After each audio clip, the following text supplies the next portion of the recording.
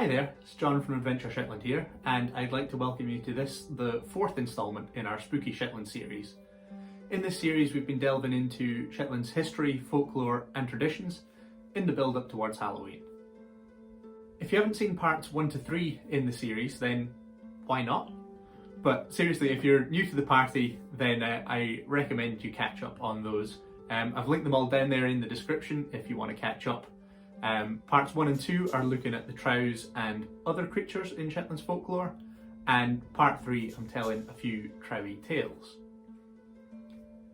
Today we're changing tack a little bit though, and we are going to look at the various traditions, customs, rituals, things like that that are associated with autumn and Halloween and kind of the wider season here in Shetland in the past. I'm really excited about this one, so let's crack on into it.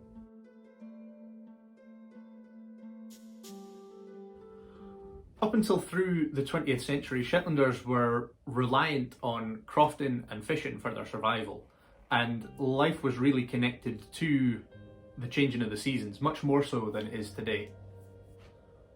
Autumn ended on the 14th of October, which was known as Winter Day, and it kind of marked the closing of the summer half of the year. And the first Sunday after Winter Day was known as Winter Sunday. But the day before that had the really strange and awkward title of Winter Sunday Saturday. This was an important day as it was when the cattle were brought back in from the summer pastures and tied up in their stalls in the byres. And servants were expected to stay the night in the houses they were contracted to work in. This was known as the winter fastening, and that night on Winter Sunday Saturday, man and beast both shared the spoils of the summer's crops for the first time that winter. At this time, the young folk disguised themselves in fantastic suits made out of straw mostly, and they went guising around the houses as Skecklers, but we'll talk about them a little bit more later on. With the coming of the darker nights, people had to make their own entertainment, and any excuse for a celebration was eagerly seized onto. Something that's still very evident in Shetland culture to this day. With more time to enjoy themselves now that the pressures of crofting and fishing were reduced quite a lot, people had more time to enjoy themselves, and the winter celebrations were prolonged as long as possible. Unlike those in the summer, which were kind of over with as soon as they could be, so that the people could get back to the crofting and the fishing. Hallowe'en was the next engagement on the social calendar, and it was grafted by the church onto the ancient Celtic festival of Samhain, or Samhain, depending on where you are within the Celtic world. And it took place on the 1st of November. Hallowe'en, or All Hallows, was the feast of All Saints, and all across Europe we find folk traditions of a belief that the souls of the departed and the recently dead would return to their former homes on the eve of All Hallows, or Halloween as we know it today. Here in Shetland it was believed that the Trows came out at this time to wreak havoc among the cattle and the crops in the yard and things like that, and extra precautions were taken by people to protect them and their loved ones and their property from the Trows and from other supernatural beings that were about at this time too. To remind people of the Trows, the young men of a district would arrange themselves in squads and go guising around the houses, again as Skecklers or as Grulliks, and they would gather offerings of food and things like that, and then they'd gather in a large barn in the area and share out the spoils that they'd gathered with everyone there. This would begin the Hallowe'en Foy, which was a night of feasting and dancing and drinking, and along with that the people would entertain themselves with the laying up of goodicks, which are riddles, or the telling of viseks, which are rhymes. And that's kind of similar to Halloween traditions that we still see today, although maybe not as much as we did in the past. Now, I've mentioned the Skecklers a couple of times now in passing without really going into too much detail about them, so let's turn our attention in that direction now.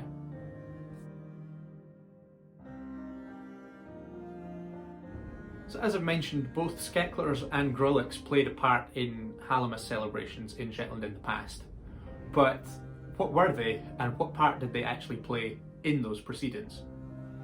I think it's probably best to start by defining the words, what were they, and then we'll go on from there. So firstly, Grolix is a masked geyser, or basically anyone disguising themselves with a mask. A Skeckler, on the other hand, is a little bit more complicated, so we'll look at that now in turn. Normally, the word Skeckler refers to a geyser, that's someone in disguise, wearing a costume made entirely from straw, or gloy as it's called in the Shetland dialect. So starting from the bottom, the legs were wrapped in straw from the ankles to the knees, and then above that they wore a kind of a straw skirt, is kind of the best way to describe that. The next over the body was a sort of a straw tunic, and then they had a high peaked hat with coils and plaits of straw reaching high up as peaks. And then these were decorated with different kinds of ribbons and cloths and bits of lace.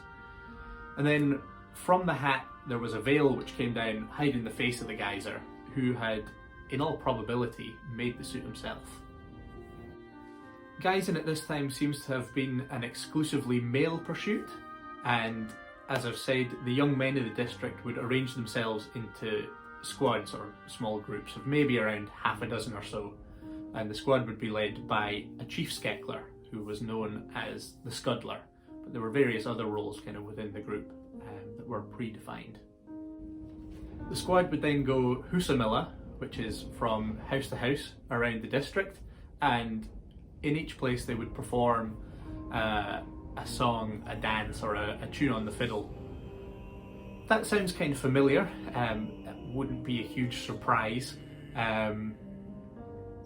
At its base at least, it's very similar in terms of a broad concept or format to our other famed winter festival, Up Helia, which will no doubt be featured in its own videos here in due course.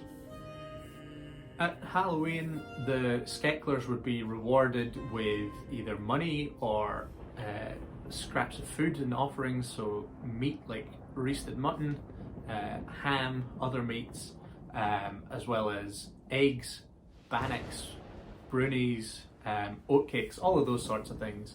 And they'd be gathered up by one member of the squad in a special bag, or a buggy as it was known, which was made from a whole sheepskin, which was basically removed whole in one piece from the carcass, and it made an excellent waterproof bag.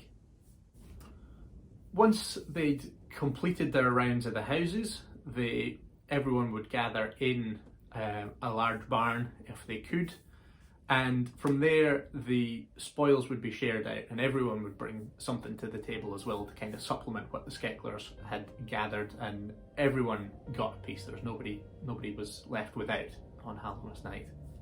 The feasting and the dancing and so on went on late into the night, but there were also a lot of other things that took place on Halloween night in Old Shetland. So let's have a look now at some of these other rituals and things that took place on Halloween night in Shetland in the past.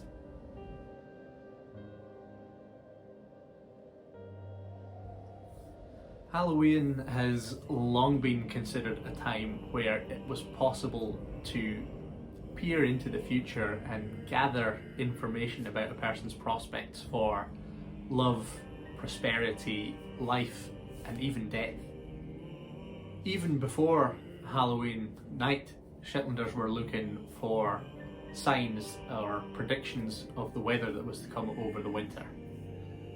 If flocks of snaffle, which literally translates as snowbirds, and in this case refers to the snow bunting in particular, if large flocks of them were seen migrating before Winter Sunday, then that meant a severe winter lay ahead.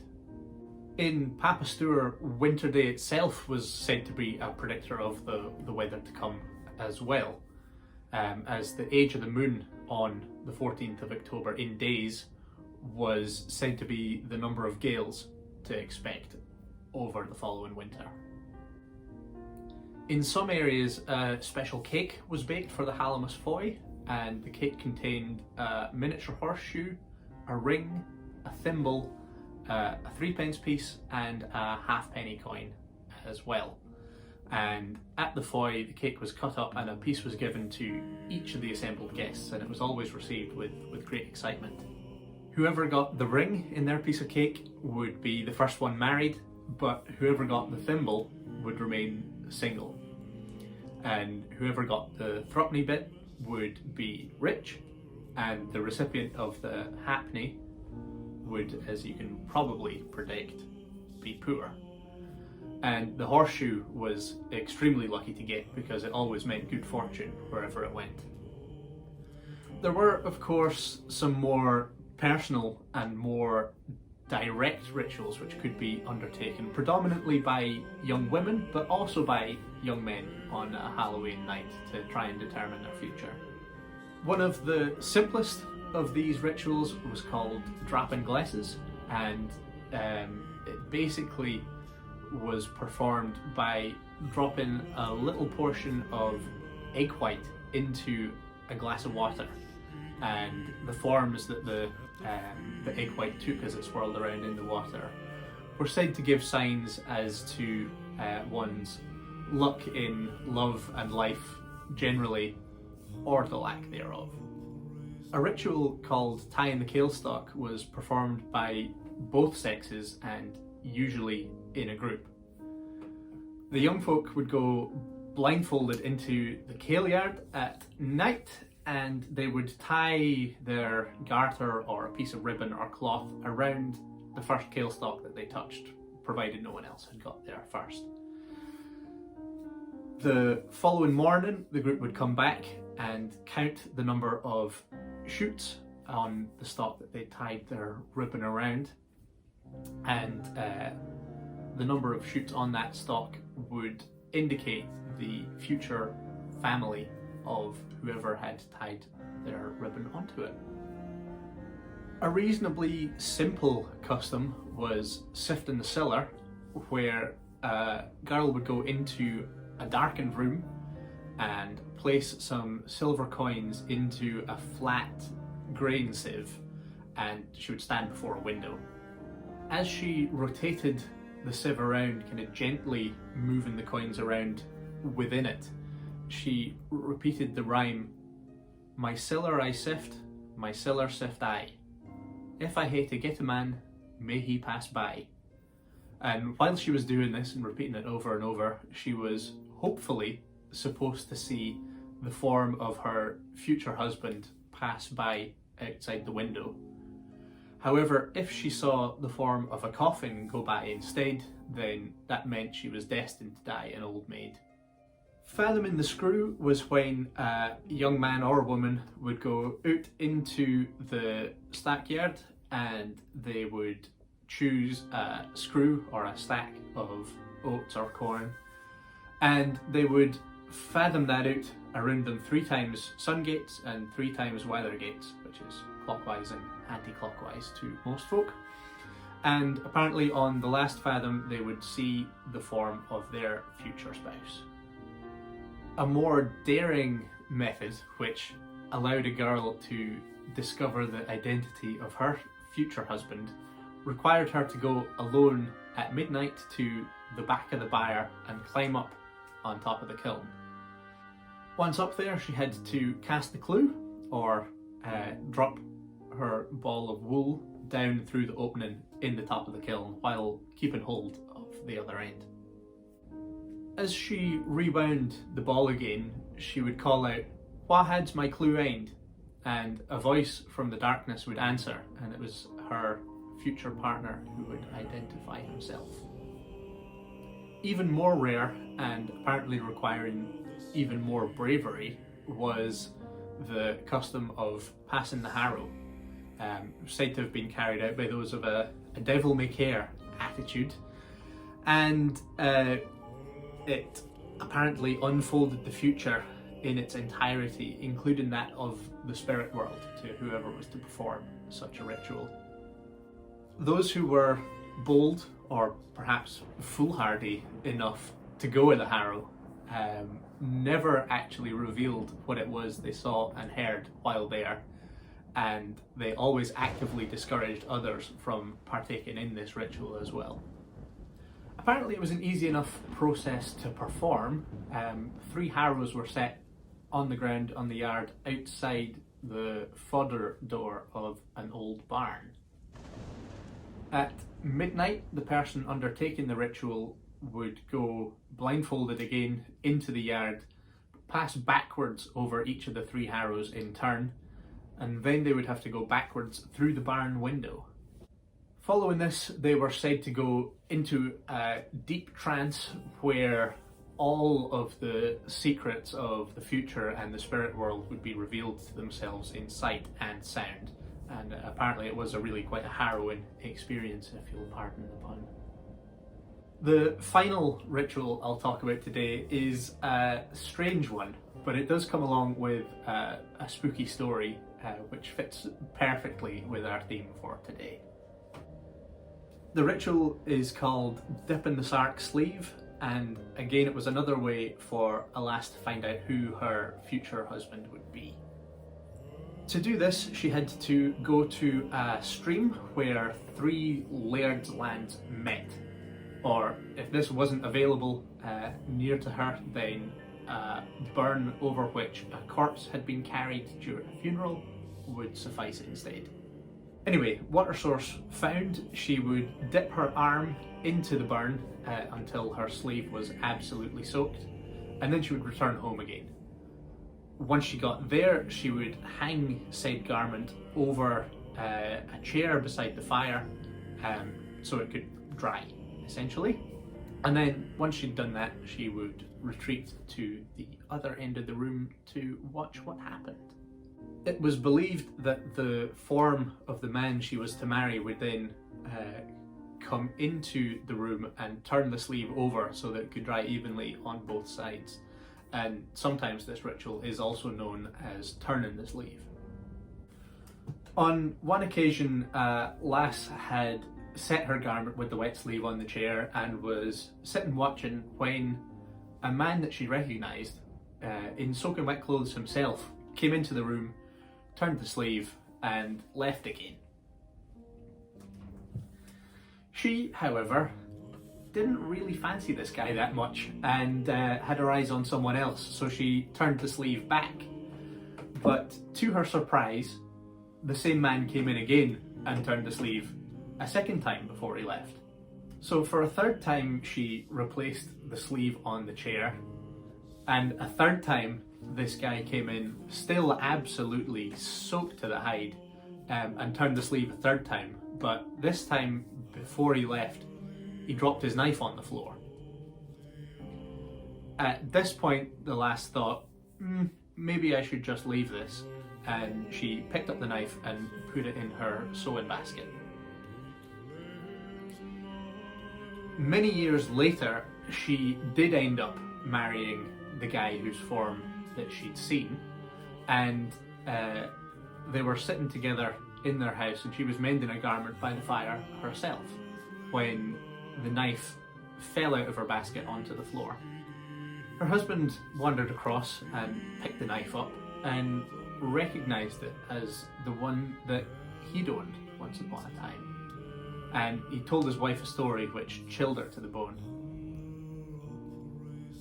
"The night I lost this knife," he began, "I was washed overboard 3 times, but I always managed to get back aboard the boat.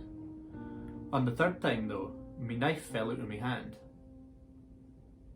Thanks for watching part 4 of the Spooky Shetland series, and I hope you've enjoyed learning about the various customs, traditions and rituals that were part of Halloween and the wider autumn season here in Shetland in the past. Don't forget to like and share this video wherever you can, and if you've been enjoying this series and our other videos, why not hit the subscribe button? It's just down there, and if you ring that little bell as well, that'll turn your notifications on and you'll never miss another one. If you'd like to support monetarily, you can do so. I've linked both of the merchandise stores down in the description as well. One of them has all of the t-shirts, hoodies, jumpers, bags, mugs, stickers, patches even now, all of those sorts of things on it. The other one is home to all of our virtual tours and also to hats and neck gaiters as well. I appreciate it's a little bit confusing having two different stores, but I will get them all combined into one eventually. But any money that you do spend there and send my way is very greatly appreciated. I do realise it's a very difficult time for everyone just now, but any money you do spend does support us directly, and it is, as I say, very greatly appreciated. All of the social media links are down there in the description as well if you want to follow along with what we're up to on a day-to-day basis, and the website is linked down there as well for tour inquiries, the blog, and things of that nature. In the meantime though, I am John from Adventure Shetland. Thank you very much for watching, and I will catch you again soon for the 5th and final, at least for this year, Spooky Shetland adventure. Cheers.